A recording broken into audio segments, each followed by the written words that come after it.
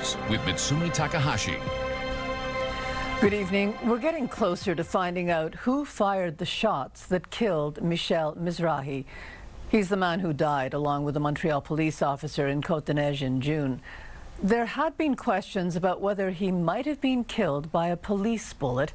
And Matt, we're learning today that that was not the case. Yeah, this was first reported by La Presse, citing sources who say the shots that killed Michel Mizrahi, who was an innocent bystander, did not come from the female police officer. La Presse says its sources confirmed the information following analysis conducted by Quebec's Forensic Science Lab. In the hours following the shooting, video circulated on social media that appeared to show the officer point her gun towards the civilian while being crouched down next to a flower pot. People had believed that Mizrahi was shot by police. According to La Presse, it turns out the bullets that struck the victim correspond to the caliber used by the shooter and not the police officer. On June 22nd, a gunman opened fire outside the Hilton Hotel in Côte-des-Neiges. Shots were exchanged with the responding police officers. The shooting ended in the death of 34-year-old Montreal Police Constable Mohamed Lamine Ben Redouane and 68-year-old Mizrahi, who was a bystander, and many said at his funeral that he helped others to safety on that day. Now today, Montreal Police Chief Fadi Daguerre was asked about this latest development, and he said he cannot confirm what's being reported, but he spoke at length about the officer and what she went through in this tragedy. So I hope that today, if it's true, this article, I hope that today, collectively, we have some mindset to rethink how we behave in the public area, public sector, outside in the media, how we talk. So many experts came out. Oh, I understand why she shot this way. I was like, wow. I'm hoping that they're listening today. Think about her. She's going through operation and people are accusing her. Some people are accused of a murder. So in French, I will say, be careful the word you're using, like peser les paroles. You have to weigh your words. You have to weigh your word and retain your emotion. Quebec's coroner says it cannot confirm or deny the information reported and that the investigation is confidential until the final report is released. The Ministry of Domestic Security, which represents the forensics lab, also said it does not confirm or deny the information. Quebec's police watchdog is investigating, as well as the Sûreté du Québec. Thanks very much, Matt. Montreal's police chief faced questions last night about racism on his force.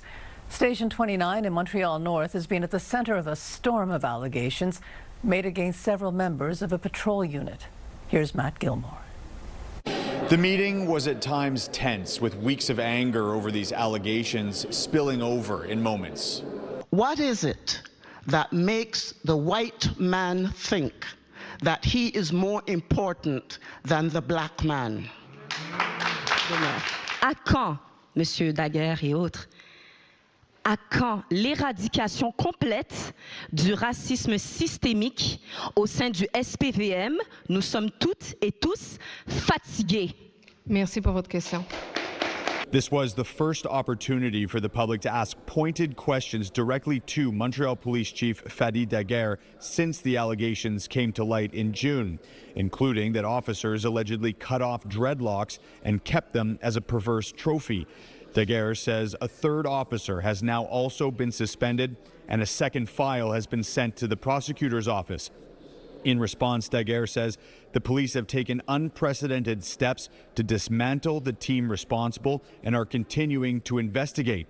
But something that came up a lot tonight during the questions from the public is that complaints about Station 39 go back a long time. We have SPVM statistics going back as far as 17 years showing concerns. Multiple people also called for a public inquiry, something Daguerre says he is against for the time being. He says the police need time to finish their criminal investigations into the officers involved. But once that process is finished, he says he would be open to a public inquiry. The questions continued late into the evening. Here's how some people in attendance reacted to what they heard. He's saying what he has to say. I'm going to reset again. The question is us, the people. we're the one who's gonna have to make the system change. It's a scandal. It's like absolute abomination. There's a lot of people here who are incredibly justified in their anger, both through direct and indirect experiences. The racism is still going on. Police officers still being arrogant and still be disrespectful. He's saying he took 16 police officers out, but there's still more than 16 officers that needs to be out of that. Daguerre struck a conciliatory tone throughout the evening, even apologizing on several occasions. He says the SPVM is trying to change its culture, but he's asking for time and patience. Matt Gilmore, CTV News. And today, in an interview with CTV News, the police chief, Fadi Daguerre, addressed the allegations of racism against his force and how it's affected the communities. I felt much more the mistrust, I felt the fear, especially when some mothers talk about their kids being scared of cops. That really hurt me, because at the end, what I want as a chief, as a police department, I want my cops and the community to be together, especially the kids, to trust the cops. That's why I say but I heard and I felt that it was coming up. So I even spoke to some youth. We need to sit to talk. We need to have a dialogue. So yeah, those people that start talking about the family, the fear, the mistrust, I took it, and I'm still absorbing those comments. The entire interview with Chief Fadi Daguerre is on our website, ctvnewsmontreal.ca. There are more than 100 wildfires continuing to burn across British Columbia. There's a massive fire burning south of the Kelowna in the Okanagan Valley. The Summerland and Peachland communities remain evacuated, and officials say people won't be able to go home anytime soon. Air Canada is struggling under the weight of the high fuel prices. The airline is cutting its profit forecast, and it's planning to sell off part of its rewards program. Here's Heather Wright. Air Canada says its fuel costs climbed nearly 50% in the second quarter, largely due to the war in Iran, which has led to volatility in the energy markets. It's a hefty increase that has led the airline to cut profit expectations this year. Still, Air Canada says Q2 revenue was up as Canadians continue to travel throughout the busy summer season. If you book in time, I think if you do it 2 to 3 months in advance, you're in. You can get some great deals. Are prices more expensive this year? Don't tell me. Yeah. Some travelers say high ticket prices are making them more aware of all the additional costs that come with traveling. Typically, we wouldn't think about like paying extra for baggage, but like we were just overweight and we sat there in line, like re-scrambling everything. In its earnings report, Air Canada also announced a deal to sell 25% of its loyalty program Aeroplan to asset manager Blackstone and a group of Canadian pension funds. The $2.5 billion deal sent shares soaring roughly 10%. Air Canada will keep control of the program while bringing in cash to repay bonds and buy back shares. I don't think any consumer feels good when private equity takes a piece, even if it's a minority stake in any business. That said, it is a minority stake. I do trust the leaders at Aeroplan. These guys are proven loyalty people who really care about the program. The program has more than 10 million active members, some of whom worry about how their points and status might be impacted. Changing the details, you spend 10 years acquiring points and status, and it changes overnight. That's a concern. In a statement, Air Canada says members should not expect any changes as a result of this transaction, and that they will continue to earn and use points exactly as they do today. Heather Wright, CTV News, Toronto. The 4 members of the junior hockey team who were acquitted of sexual assault will remain suspended by Hockey Canada. The decision was announced by Hockey Canada following a ruling from an independent appeals board. The 4 players are Cal Foote, Carter Hart, Dylan Dubé, and Michael McLeod. A 5th player, Alex Formanton, has been reinstated. The suspension means the players cannot participate in Hockey Canada sanctioned games such as the Olympics, but this does not affect play in the NHL. Carter Hart currently plays goal for the Las Vegas Golden Knights. A constitutional lawyer has filed a challenge against Quebec's law that abolished the need to take the oath of allegiance to the king. The MNAs passed the law in 2022 after 3 PQ MNAs refused to swear the oath. Lawyer Lawrence David says the opposition is misguided because the oath to the king is a physical symbol of democracy and the people of Canada, and he says without the oath, all future legislation in Quebec could be rejected in court. They don't take the oath, there is a chance that the laws that they end up enacting will not have any legal validity because they are not actually legally entitled to sit in the National Assembly. And so the timing is to ensure that with this election coming up, there will be oaths that will be taken.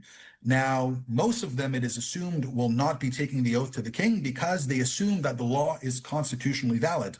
Well, this measure here will make them think twice, and whether or not they do, this challenge is going to go forward as long as this law is not repealed. Via Rail has plans for a new transit hub in Dorval. The idea is to make it easier for people to access different forms of public transit near the airport.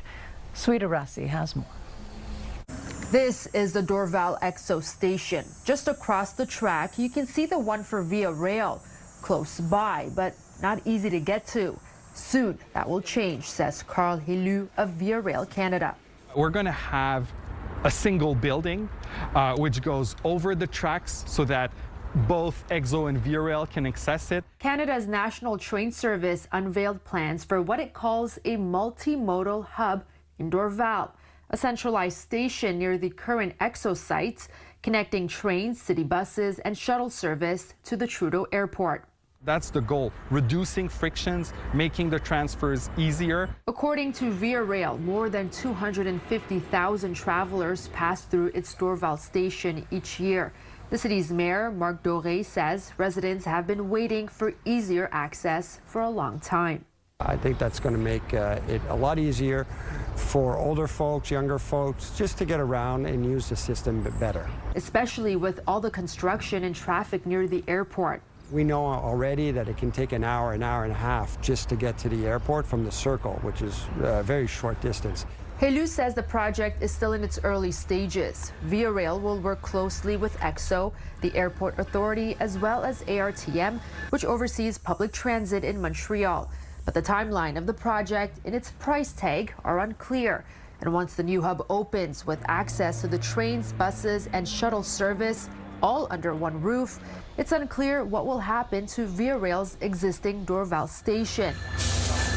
For now, the company says travelers shouldn't expect any disruptions when construction gets underway next year. Sweeta Rassi, CTV News. There was a partial solar eclipse in the skies over Montreal today. The moon passed in front of the sun. It covered about 18% of its surface. Matt Gilmore has more. Oh, wow, the binoculars, it's amazing. On McGill campus, students with the Trottier Space Institute have pulled out all the stops so passers-by can safely catch a glimpse of the celestial phenomenon. We just wanted to have people around checking out telescopes, looking at the sun, getting to experience what this is all about.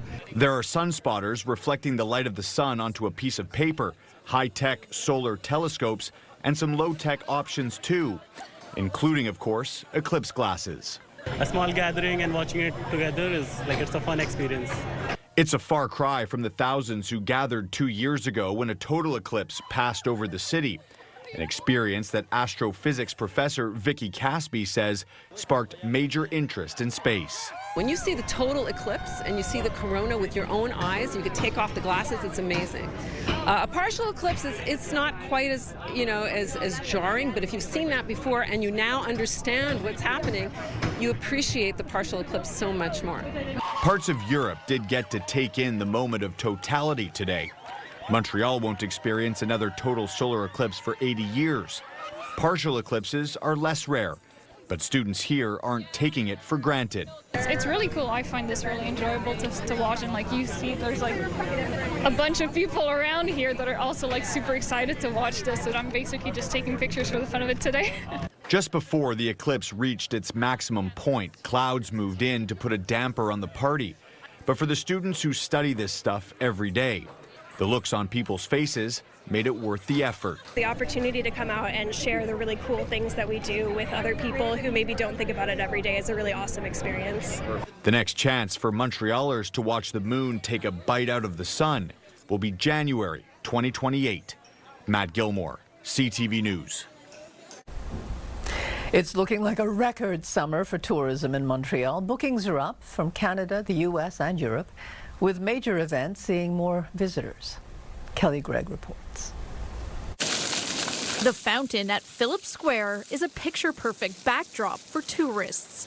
Take, for instance, this couple from Italy. It's very beautiful, very big, a lot of church. And visitors aren't the only ones smiling. So is Montreal's tourism board. We're going to have a record-breaking summer in terms of numbers. So far, visits are up from Canadians choosing to travel domestically, about 60,000 Americans taking advantage of the dollar, and a whopping 10% more tourists from Switzerland. Every day we're surprised to see how many new reservations come into our system. We're also surprised, with the average rate. I mean, we're making a little bit more money per room as we were in previous years.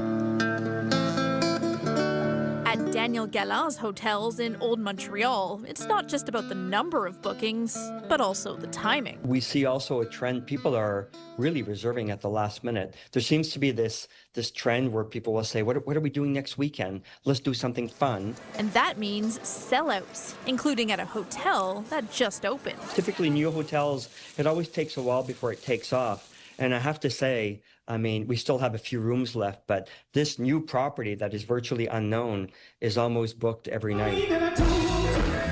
Tourism Montreal says it's seen record crowds for the Jazz Festival, Osheaga, the checker flag's there again, and the Grand Prix was a success, even with its new date in May instead of June. The month of May, with the Grand Prix being in advance there, really increased our revenue by 40%. And we expected the month of June to go down a bit because of the lack of Grand Prix, but no, it went up as well, 5% up. And with more events like Lasso and the World Cycling Championships to come, they're expecting more visitors into the fall, keeping the city a hot destination. Kelly Gregg, CTV News.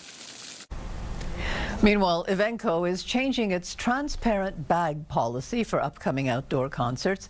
During Il Sonic this past week, Evenco insisted that concert goers carry only transparent bags. The policy was denounced by a lot of people, with people citing privacy concerns and the unexpected extra cost of having to check their bags or having to buy transparent bags. Evenco now says for future events, people will be allowed to carry regular bags in as long as they're about the size of a pencil case. Anything larger will have to be see-through. Today is Quebec Book Day. That's the day that people are encouraged to buy a book written by a Quebecer. Bookstores across the province were showcasing Quebec's literary talent. At Pulp Books in Verdun, Montreal authors were front and center. We can go to many different spots in the store and you'll find many different either Quebecois writers, local publishers, local authors. Yeah, we're really blessed in Montreal as an arts and culture kind of based city to have such talent here that has actually stayed here. Polytechnic is getting children in the mood to go back to school and learn a little bit about technology. Today, the university hosted a science and technology fair. There were displays of robotic exoskeletons and solar-powered and electric cars. Children from local summer camps also got to pilot drones made by Polytechnic students. It's really an opportunity to bring all of these and inspire really the next generation to think about engineering, but also science as a career. There's something for everyone to do. But if I had to go with my favorite, I think I'd go with either the car or the drones. Because my dad is an engineer, so that's kind of why I kind of wanted to try this. Coming up, Donald Trump was not on the plane, but the press corps was. Was it too dangerous for you to fly on Air Force One, but not too dangerous for the press? The plane that It appears the journalists were used as a decoy. And the Ebola outbreak in Africa on track to becoming the deadliest ever.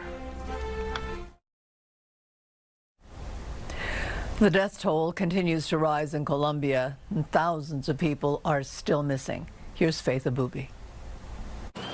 And that critical window of opportunity, a window where these rescue volunteers, these volunteer rescuers will be able to save people, that critical window is starting to close, but they're not giving up hope. What you're seeing behind me used to be a 5-story building. I was told that a lot of it was apartments here. So as you can see, it's been collapsed. And so these rescuers believe there are people who are still trapped in there, which is why they've been working nonstop trying to get to these survivors. Every few minutes, these rescuers ask for everyone around here to just be quiet so they can see if they can hear anyone beneath the rubble. The obstacle they're having to deal with is a lot. Obviously, you see the building has collapsed. They're dealing with the heavy concrete and steel, and all they have are pickaxes, their shovels, and a lot of them are having to dig through a lot of this debris by hand. But they know what the goal is to try to find as many people who may still be trapped as possible. The good news, according to officials here, is that more than 80 people so far have been rescued here in this town alone, and they're hoping that they continue to see some of that good news over the next few days. The World Health Organization says the current Ebola outbreak is on track to be worse than the deadliest Ebola outbreak that's already on record. That one in West Africa from 2014 to 2016 killed over 11,000 people. The current outbreak in the Democratic Republic of Congo has already killed over 2,000 people and is considered the fastest growing Ebola outbreak in history.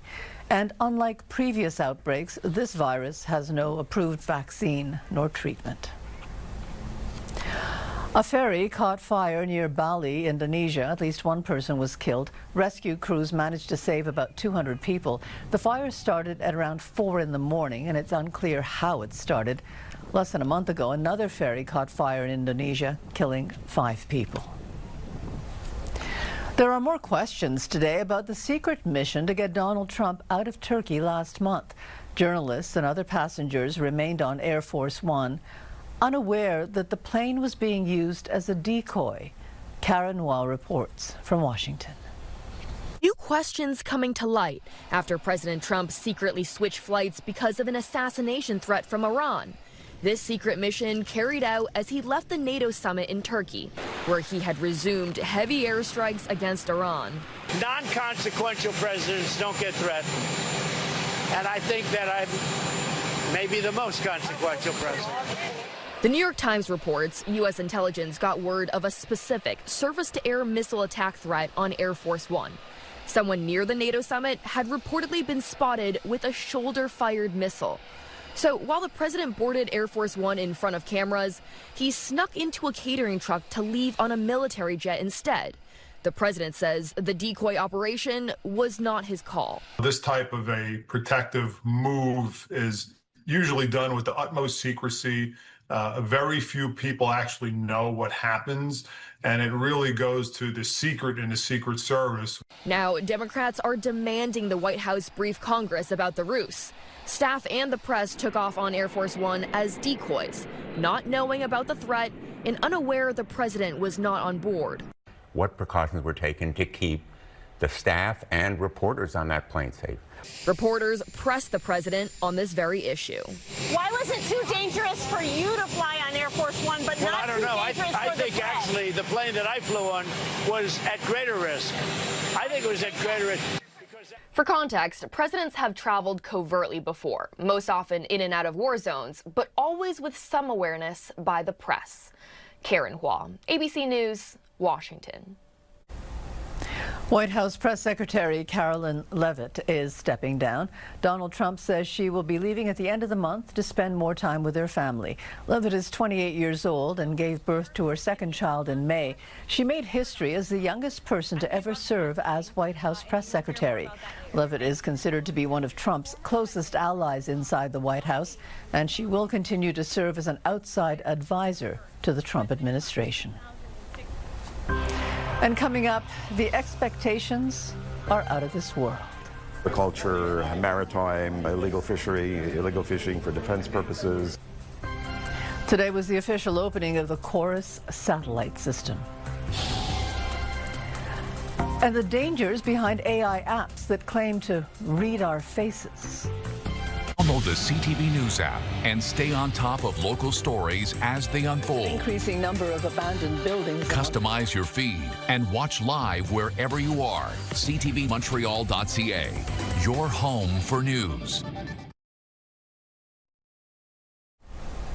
There are apps that claim to be able to read our faces and tell us about our personalities. It might sound like harmless fun, but it is a pastime with a very dark past. Think Nazi Germany. And now it is making a comeback thanks to AI.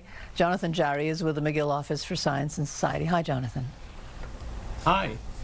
So, Jonathan, you tried this app. What happened? Yeah, so it's not just one app. I mean, there are apps now for your phone, for your tablet that allow you to take a photo of your face and upload it, and then an artificial intelligence will measure your face and tell you something about your personality. So in my case, what I got back was very, very lovely. It told me that I was a steady guardian, that I committed long term, and I was similar to Ernest Hemingway. So it's basically astrology, but for your face. Now, this is based on something called physiognomy. Yes, and explicitly so, because that is the word you search for to find these apps. So physiognomy is very old, it is ancient. It's the idea that your face shows the kind of person you are and that you will be. So morally good people are attractive and criminals are ugly and they have scars. If you've ever watched a movie in which the villain has some sort of deformity, that is a manifestation of physiognomy. And we all fall for it, right? We say things like, oh, he has an honest face, or, you know, some people look like good people and others don't. Yeah, and we can see how tempting that this would have been throughout our evolution, because when you meet people you don't know, you worry, am I safe? Is my family safe? So what if I could just tell from looking at the shape of his nose or the size of his forehead? I mean, this really took off in the 1800s. It is very closely related to phrenology, which was a study of the bumps on the head to tell you if you were, good at math or if you were a compulsive liar. But physiognomy does not work. I mean, your personality is not written on your face. But some people in the last few years, they have wondered, well, maybe the human eye can't tell, but what if a computer could? But tests have shown that AI is no better at judging people than we are. So when an AI system is given, two sets of photos, let's say criminals and non-criminals, it can identify if a new photo is that of a criminal or a non-criminal and do it better than if it were a coin toss. So on its surface, it looks like AI can tell if you're a criminal, if you're gay, if you're autistic, etc. But there's a much, much simpler explanation, especially since, again, physiognomy does not work. So what's going on here? Photos of criminals are mugshots. Photos of non-criminals are not. So these photos will look different in terms of framing, lighting, angle, facial expression. There's a paper that trained an AI on photos of autistic people, except that they published some of these photos, and it is clear that these people have a chromosomal anomaly like trisomy 21. So the AI is seeing a difference, but it's not detecting criminality or autism. So why are the current AI apps so potentially worrisome, Jonathan? So I'm not particularly worried about the apps themselves. I mean, if people want to be told that they have a Saturn-Mars face shape, whatever that means, I don't think it'll cause great harm. I'm worried about this kind of technology that is being adopted by corporations and potentially governments, and that is supported by these fatally flawed research papers. There's an Israeli startup that is selling this kind of service to analyze someone's face and tell you if that person has a high IQ, or if they're a professional poker player, or if they are a terrorist. I mean, this is dangerous stuff. And there are companies that are hiring workers online that are employing a similar technology to tell if the job applicant is lying during the interview. Again, this is just pseudoscience, and it will cause harm. So what it comes down to is we should remember that DNA is not destiny, though it could be predisposition. Precisely. I mean, no one is born a criminal, and it's not written on your face. And when AI is trained on photos of criminals, we need to ask ourselves, did they include pictures of white-collar criminals who embezzle? I know what the answer is. So it is unfortunately all nonsense. Okay. Thank you very much for this, Jonathan. Thank you for having me. Weather brought to you by Gratian Scaff's 50th anniversary gift event. Get a complete second pair and sunglasses as a gift. Well, as we mentioned earlier in the show, all eyes were on the skies today for the partial solar eclipse, and one of our viewers actually managed to capture a great shot of it. Thank you, Dominic Master Mateo, for this. He took this around 1:30 p.m. here in Montreal. Now, there's another reason to keep your eye on the sky this evening, or overnight, I should say, and that is the Perseids meteor showers. Now, this is leftover debris from the Swift-Tuttle comet, and you could see up to 100 shooting stars in an hour. It might be a little tricky to see it in the city. We're dealing with, obviously, light pollution as well as cloud coverage overnight. So if you're outside, maybe in the country, you probably have a better view of it. And if you do see it, feel free to send in a photo, weather pics, PIX at ctv.ca, and I will share it with everybody tomorrow. Here's what else we're forecasting overnight. So we are still under a 60% chance of showers and thunderstorms. There are some spotty cells in the area, and it looks like we will be holding on to that just until about midnight, as per Environment Canada. And then after midnight, we're holding on to cloudy skies. In the morning hours, around 5 a.m., another system heads towards Montreal. We could see rain and the risk of thunderstorms.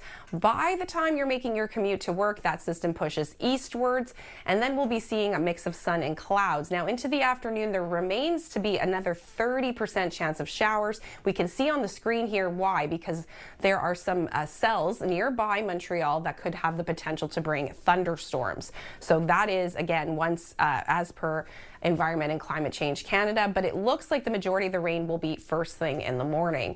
And that system pushes eastwards, and then we see clearing overnight, and that is ahead of Friday, which is going to be picture perfect, forecasting mostly sunny skies. So once again, overnight tonight, we are seeing that risk of thunderstorms. We could see up to 3 millimeters of rain. 17 will be our low.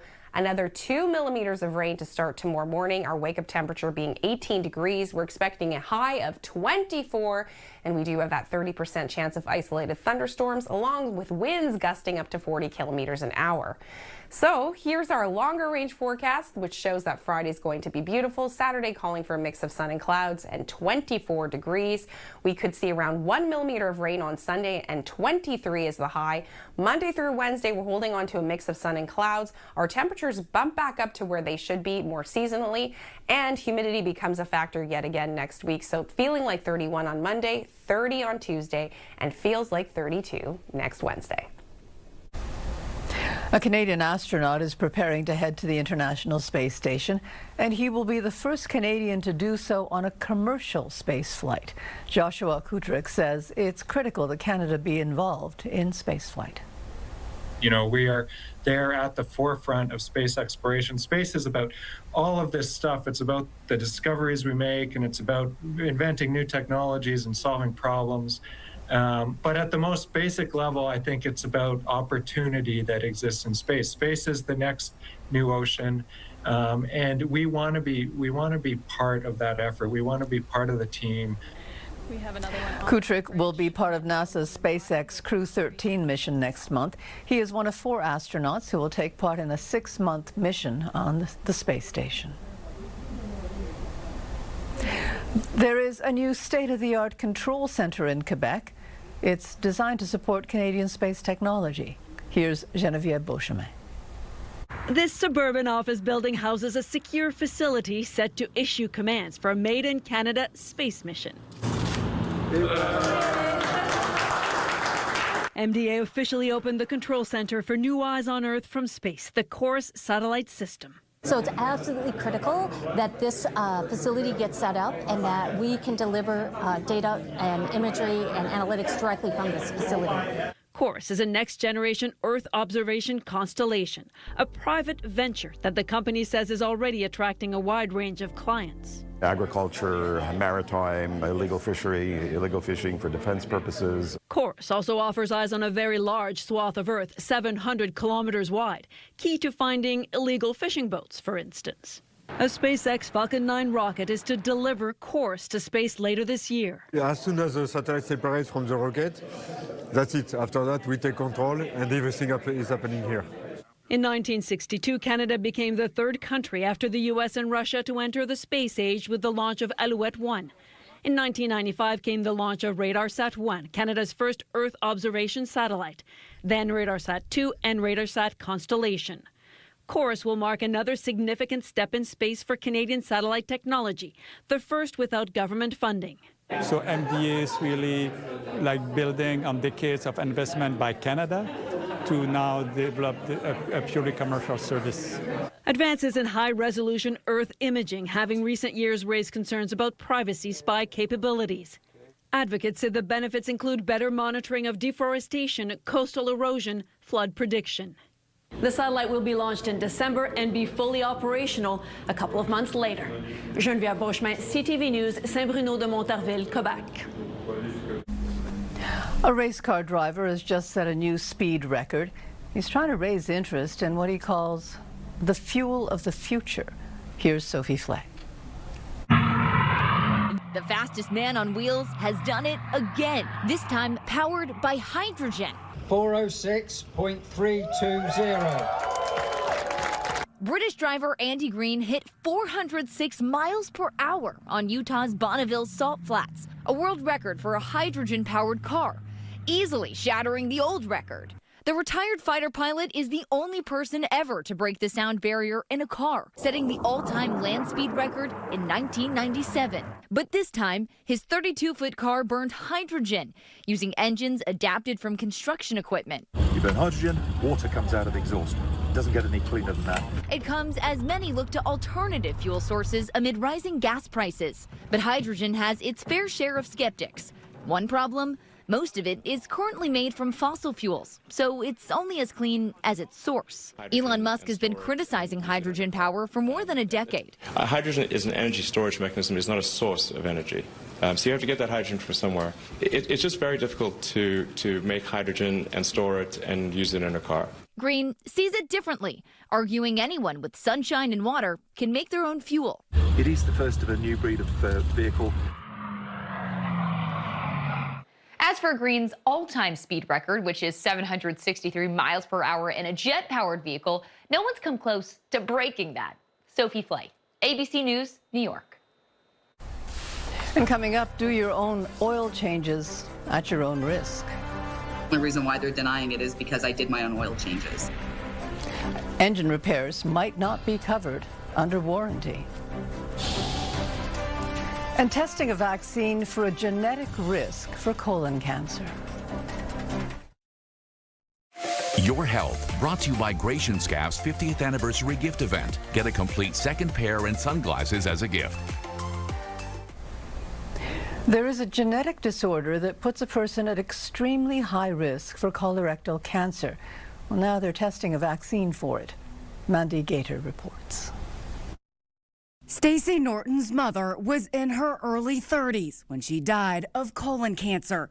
At age 25, her sister passed away from a brain cancer, and her maternal grandmother had both colon and uterine cancer. So there's a huge family history, huge. Norton is also at extremely high risk of developing cancer through genetic testing. This OBGYN at Houston Methodist learned she has Lynch syndrome, an inherited mutation in one of 5 specific DNA repair genes that is estimated to affect about 1 in every 279 people in the U.S.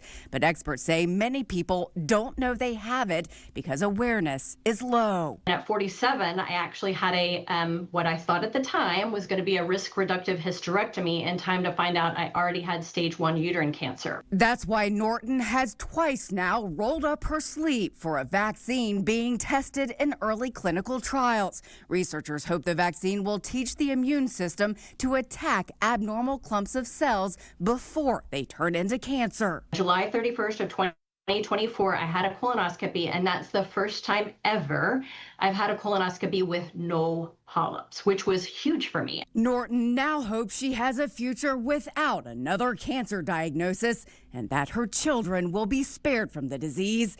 They too have the same syndrome. If we don't do these things, then we won't ever move medicine forward and make it better for everybody. For Health Minute, I'm Mandy Gaither. Business news brought to you by Au Vieux de Louf. Generous and delicious plates all the time. There was a major windfall for Air Canada today, and its shares reached the highest point in 6 years. Lindsay Biscaya has more. Air Canada shares were cruising comfortably above a 10% gain for most of the day after reporting Q2 earnings and confirming a partial sale of its loyalty program. The airline now confirming it will be selling a 25% stake in Aeroplan to Blackstone and a trio of Canadian pension funds for $2.5 billion. Air Canada says it will maintain full control of the travel reward program's day-to-day operations. Meanwhile, Air Canada also reported revenue and profit that beat expectations in the latest quarter, but it lowered its outlook for the year due to soaring jet fuel prices. Alphabet shares, meanwhile, fluctuated today after Google introduced its latest smartphone lineup. The new phones come with some subtle hardware and design improvements, but also higher prices. Starting prices are $100 higher across the board compared to last year, reflecting an unprecedented memory supply crunch. Some analysts say Google faces a crowded fall market where competitors are offering fresher looks. And OPEC has lowered its forecast for global oil demand growth once again. The oil cartel says for 2026, it now expects oil demand to grow by 580,000 barrels a day. The move marks the fourth straight downward revision. It says it continues to see a smaller impact on consumption since the beginning of the Iran war. On the plus side, though, OPEC raised its forecast for global oil demand next year. And here are the closing numbers for the day. The Canadian dollar is up to 71.72. West Texas Intermediate also finished the day higher, up to 83.27 a barrel. Western Canadian Select was down slightly to 65.73. And for the fourth straight trading session, the TSX finished at a new high, up to 36,662 points. Those are your business headlines. I'm Lindsay Biscaya. Regular oil changes is one of the most important things in maintaining a car. Some people try to do it themselves, but at their own risk. Here's Pat Foran. I've been around vehicles and engines and stuff pretty well my whole life. Shannon Desjardins of Sudbury says she's been doing oil changes on her own vehicles for years. For me to just be able to have everything at home and do it when it's convenient for me. 2 years ago, she leased a 2024 Subaru Outback. She was doing oil changes and keeping records. But in January, at 71,000 kilometers, something went wrong. I was almost home and a little red light came on, which I'd never seen before, but it was an oil light. The light went out, so the next day she continued to drive it. On my way back into town, the light came on again, and that's where I ultimately had it towed because there was obviously a bigger issue. Desjardins was told there was sludge in the engine and other major problems. She was asked to provide proof of oil changes and said she did them herself. That's when she was told repairs would not be covered under warranty. The only reason why they're denying it is because I did my own oil changes. We reached out to Subaru Canada and a spokesperson said owner-completed maintenance must follow the maintenance schedule. A record of all services must be supported with documentation, including receipts to ensure warranty coverage can be determined appropriately. If you're handy and have an older car, you may want to do your own oil changes, but if you have a newer vehicle still under warranty, you should return to the dealer or at least an auto shop or lube shop that can give you a paper trail with receipts. When you do the oil change yourself, the risk is too high. I wouldn't do it. Car Help Canada says a dealer will keep detailed records and use the correct oil and filters. The group says as repairs get more expensive, changing oil yourself may not be worth it. You might think you're saving $100, $150. It might cost you thousands of dollars afterward. It doesn't sit well with me. Subaru said their investigation is continuing. Desjardins continues to make lease payments and pay insurance on a car she can't drive. Pat Foran, CTV News. More than 200 statuettes of Mozart have been stolen from his former home and a museum dedicated to his life. The statuettes were unveiled last month. They were made to celebrate 270 years of his birth. But within 2 weeks, many of them had disappeared.